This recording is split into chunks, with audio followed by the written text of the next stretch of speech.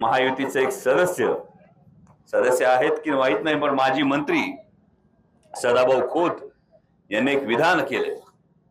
हे विधान असे केले का अशी ईडीची भीती दाखवा का गडी एक तर घाबरून महायुतीत आला पाहिजे, नाहीतर पार कोलमडून पडला पाहिजे.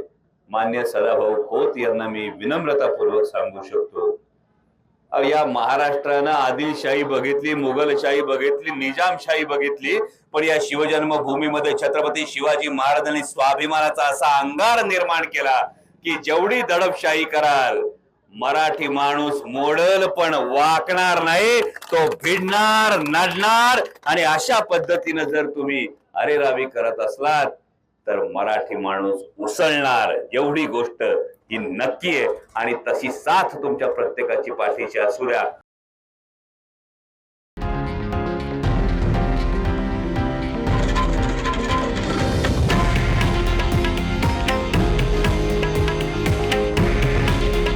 हे आहे देशातील नंबर 1 न्यूज नेटवर्क आणि आपण पाहत आहात TV9 मराठी. काळजी तुमची, हित महाराष्ट्राचं.